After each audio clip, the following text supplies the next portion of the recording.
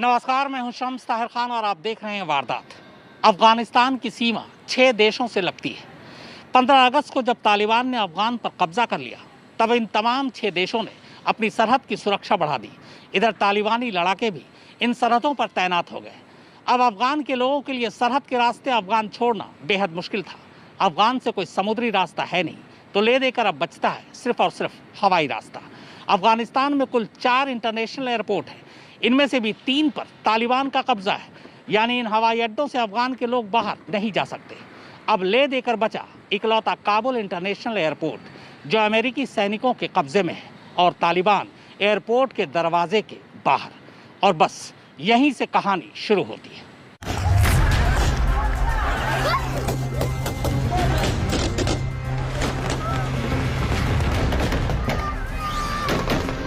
इस टाइम तो बहुत बुरी स्थिति है। छोटे छोटे बच्चों को पीट रहा है।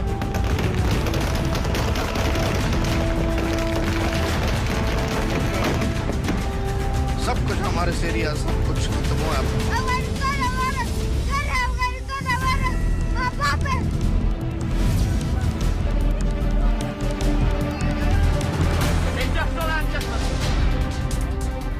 ये तस्वीरें तो याद होंगी आपको।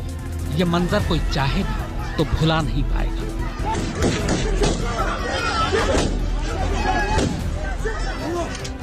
इंसानों का ये हुजूम, जान बचाने के लिए जान पर खेल जाने की ये बेवकूफी या फिर मजबूरी। और ये एयरपोर्ट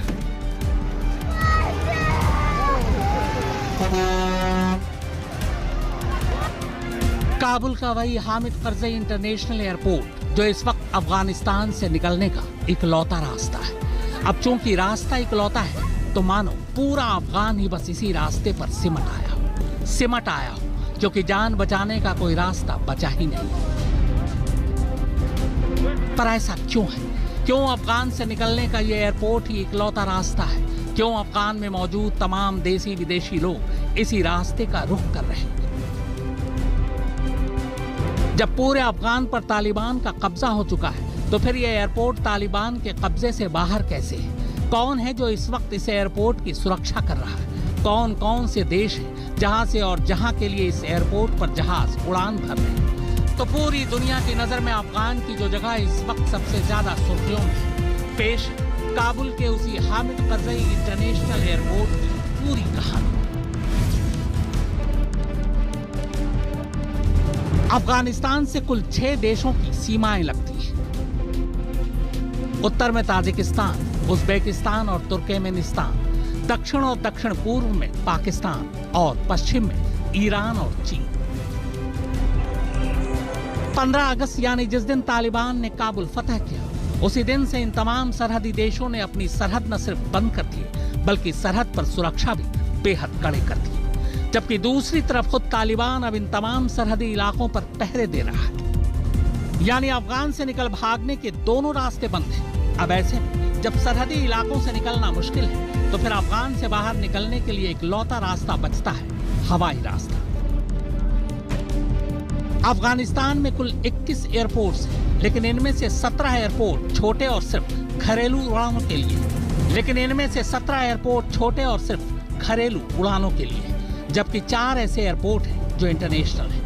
यानी इन 4 एयरपोर्ट से ही अफगान के लोग या अफगान में फंसे विदेशी लोग अफगान से बाहर निकल सकते हैं। ये 4 इंटरनेशनल एयरपोर्ट हैं: काबुल का हामिद करज़ई इंटरनेशनल एयरपोर्ट, कांधार का अहमद शाह बाबा इंटरनेशनल एयरपोर्ट, मज़ार शरीफ का मौलाना जलालुद्दीन बल्की इंटरनेशनल एयरपोर्ट और हेरात का ख्वाजा अब्दुल्ला अंसारी इंटरनेशनल एयरपोर्ट। अफगानिस्तान के इन 4 इंटरनेशनल एयरपोर्ट में से 3 पर तालिबान का कब्जा है, यानी कांधार, मज़ार शरीफ और हेरात शहर।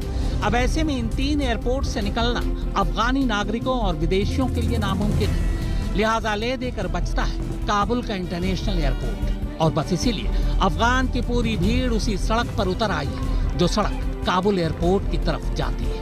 लेकिन काबुल एयरपोर्ट पर भी पेंच फंसा हुआ है। दरअसल अफगानिस्तान के बाकी शहरों की तरह काबुल पर भी तालिबान पूरी तरह काबिज है। पूरे शहर के साथ साथ शहर के हर रास्ते, हर मोड़ पर तालिबानी मौजूद है। शहर की अंदरूनी सुरक्षा तालिबान ने अपने हाथों में ले रखा है। यानी काबुल इंटरनेशनल एयरपोर्ट तक पहुंचने से पहले हर मुसाफिर को तालिबान का सामना करना पड़ेगा। एक बार तालिबान के सुरक्षा घेरे को तोड़कर या तालिबान की मर्जी से कोई एयरपोर्ट पहुंच भी गया तो अब उसे अमेरिकी सैनिकों का सामना करना होगा, क्योंकि अफगान और अफगान के तमाम शहर और कस्बे बेशक तालिबान के कब्जे में हो, लेकिन काबुल एयरपोर्ट का अंदरूनी हिस्सा पूरी तरह से अमेरिका के कब्जे में है। इस टाइम तो बहुत बुरी स्थिति है, इस टाइम तो बहुत बुरी हालत है, लेकिन जब तक हम निकले थे तब तक इतना ज्यादा नहीं था, तब तक स्टार्टिंग थी। वो वहाँ पर तो बहुत डेंजर है, क्योंकि बाहर जितने भी है तालिबान है हाथ लेके खड़ा है, वो फाइर फुर कर रहा है, बच्चे लोग को मार रहा है, छोटे छोटे बच्चे को पीट रहा है, बड़े बड़े बुजुर्गों को पीट रहा है। वहाँ पर अफगानिस्तान में हमारे पीढ़ियों से रह रहे थे, इस तरह हालात जो एक हमने नहीं देखा, तो जो आप देख रहे हैं उधर सब कुछ हमारे से एरिया सब कुछ खत्म हुआ। हम लोग के साथ बहुत बदलाव किया, अभी यातनाएं सहनी पड़ी हैं आप लोगों को? बहुत ज्यादा। और मेरा दामाद जो है उसका बाल कलर किया है, उसको फेस सब अलग ऐसा कलर किया जो उसको पहचाना और उसको मरती है। इसलिए काबुल इंटरनेशनल एयरपोर्ट 1960 में सोवियत संघ के इंजीनियरों ने बनाया था। 1979 से 1989 के बीच सोवियत अफगान जंग के दौरान यह एयरपोर्ट सोवियत मिलिट्री के कब्जे में था। सोवियत सेना की वापसी के बाद काबुल एयरपोर्ट पर तब के अफगानी राष्ट्रपति मोहम्मद नजीबुल्लाह का कंट्रोल था। फिर 1996 से 2001 तक मुल्ला मोहम्मद उमर की अगुवाई में तालिबान ने इस एयरपोर्ट पर अपना कब्जा जमा लिया, लेकिन 2001 में जब अमेरिका ने अफगानिस्तान पर हमला किया तब तालिबान को खदेड़ने के साथ साथ काबुल इंटरनेशनल एयरपोर्ट पर भी कब्जा कर लिया। हालांकि 2001 में इस एयरपोर्ट पर कब्जा करने से पहले अमेरिकी एयरफोर्स ने खुद काबुल एयरपोर्ट पर जबरदस्त बमबारी की थी। बाद में अमेरिकी कब्जे के बाद एयरपोर्ट को फिर से बनाया गया जापान इंटरनेशनल कॉरपोरेशन एजेंसी की मदद से। जून 2009 में काबुल का नया इंटरनेशनल एयरपोर्ट बना और तब इसका उद्घाटन उस वक्त के राष्ट्रपति हामिद करजई ने किया, बाद में जिनके नाम पर ही इस एयरपोर्ट का नाम रखा गया। अमेरिका को पता था कि उसके सैनिकों की वापसी के बाद तालिबान भी वापसी कर सकता है। 96 से 2001 की कहानी फिर से दोहराई जा सकती है, लिहाजा इस बार अमेरिका ने काबुल एयरपोर्ट पर खास नजर रखी। अगस्त के पहले हफ्ते में ही अमेरिका ने अपनी वायुसेना के अफगान में सबसे बड़े बेस यानी बरगाम एयरबेस को खाली कर दिया था।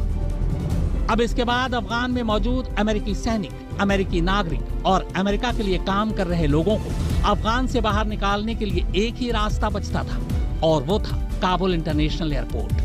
15 अगस्त की दोपहर को जैसे ही अमेरिका को यह खबर मिली कि तालिबान काबुल की दहलीज तक पहुंच चुके हैं, अमेरिकी सैनिकों ने आनन फानन में काबुल इंटरनेशनल एयरपोर्ट को पूरी तरह से अपने कब्जे में ले लिया। इतना ही नहीं, उन्होंने काबुल में मौजूद अमेरिकी दूतावास के सभी स्टाफ को भी वहां से निकालकर एयरपोर्ट पहुंचा दिया। एक तरह से फिलहाल काबुल एयरपोर्ट का एक हिस्सा ही अफगान में अमेरिकी दूतावास है। पर खुद अमेरिका को पता नहीं था कि तालिबान के काबुल में घुसते ही लोगों का हुजूम इस तरह से देश छोड़ने के लिए काबुल एयरपोर्ट पर टूट पड़ेगा। खासतौर पर यूएस एयरफोर्स के इस जंबो C-17 की तस्वीरों ने पूरी दुनिया का ध्यान अपनी तरफ खींच लिया था।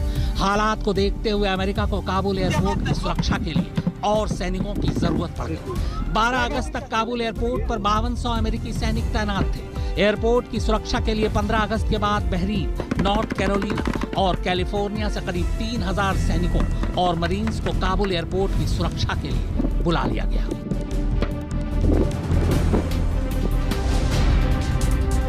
फिलहाल काबुल इंटरनेशनल एयरपोर्ट का पूरा अंदरूनी इलाका और रनवे अमेरिकी सेना के कंट्रोल में है। 15 अगस्त से लेकर 20 अगस्त तक अफगानिस्तान से करीब 28,000 लोगों को अलग अलग जहाजों से बाहर निकाला गया है, लेकिन अफगान से निकलने वाले लोगों की भीड़ को देखते हुए ये तादाद कुछ भी नहीं है। अकेले 20 अगस्त तक अफगानिस्तान में करीब 15,000 अमेरिकी नागरिक ही फंसे हुए थे। ये वो लोग हैं जो अमेरिका और अफगान की कंपनियों के लिए काम कर रहे हैं। खबर है कि इनमें से ज्यादातर लोग काबुल के इर्द गिर्द ही छुपे हुए हैं। अमेरिकी जहाज इनको अफगान से निकालने को तैयार है, लेकिन दिक्कत यह है कि वो काबुल एयरपोर्ट तक पहुंचे कैसे। इसी के मद्देनजर अमेरिकी राष्ट्रपति जो बाइडेन ने ये ऐलान किया है कि जब तक हर अमेरिकी को अफगान से बाहिफाजत निकाल नहीं लिया जाता, तब तक अमेरिकी सैनिक अफगानिस्तान में मौजूद रहेंगे। काबुल में मौजूद अमेरिकी दूतावास ने 18 अगस्त को अफगान में मौजूद सभी अमेरिकी शहरियों से ये कहा है कि अफगान में जहां भी है काबुल एयरपोर्ट तक पहुंचने का इंतजाम खुद कर ले। सुप्रतीम बनर्जी और सुरभि तिवारी के साथ शम्स ताहिर खान, आज तक। अफगानिस्तान पर तालिबान के कब्जे के बाद पहले हफ्ते में अफगानिस्तान से अब तक करीब 30,000 लोगों को सुरक्षित निकाला जा चुका है, पर अब भी हजारों लोग फंसे हुए हैं। इनमें वो लोग भी शामिल हैं जो अफगानी नागरिक हैं लेकिन अफगान से निकलना चाहते हैं क्योंकि तालिबान से उन्हें खतरा है। अब देखना यह है कि अमेरिकी सैनिक काबुल इंटरनेशनल एयरपोर्ट की सुरक्षा में कब तक मुस्तैद रहते हैं। मसला सिर्फ अमेरिकी नागरिकों को ही निकालने का नहीं है। अफगानिस्तान में करीब 70,000 ऐसे अफगानी हैं जो पिछले 20 सालों से अमेरिका के लिए काम कर रहे हैं। अमेरिका के साथ जुड़े होने की वजह से उन्हें डर है कि तालिबान अब उन्हें नुकसान पहुंचा सकता है, लिहाजा वो भी अफगान से बाहर निकलना चाहते हैं। अब अमेरिका के सामने दिक्कत यह है कि इन्हें शहर से एयरपोर्ट के अंदर कैसे लाया जाए। कहते हैं कि काबुल एयरपोर्ट पर अफरा तफरी का आलम तब शुरू हुआ था जब ये खबर फैली कि अफगान के राष्ट्रपति अशरफ गनी काबुल छोड़कर भाग गए। अशरफ गनी के देश छोड़ने की खबर आते ही यूरोपीय देशों ने अपने नागरिकों और दूतावास के कर्मचारियों को आनन फानन में काबुल से निकालना शुरू कर दिया। तब तक यह अफवाह भी फैल चुकी थी कि काबुल पर कब्जे के बाद तालिबान अमेरिका और नेटो सेना की मदद करने वाले लोगों को जोरों शोर से तलाश रहा है। हालांकि बाद में तालिबान ने कई बार ये भरोसा दिलाने की कोशिश की कि किसी भी देश के नागरिकों को या अफगानी लोगों को वो कोई नुकसान नहीं पहुंचाएगा, लेकिन तालिबान के इस बयान के बावजूद लोगों को तालिबान पर भरोसा नहीं था। इसीलिए हर कोई तालिबान से बच निकलने के लिए बस उसी एकलौते रास्ते की तरफ भाग रहा था। अफगानिस्तान हमारा घर है, अफगानिस्तान हमारा माँ बाप है, अफगानिस्तान हमारी जिंदगी है, लेकिन तालिबान उसको तबाह बर्बाद कर रहे हैं।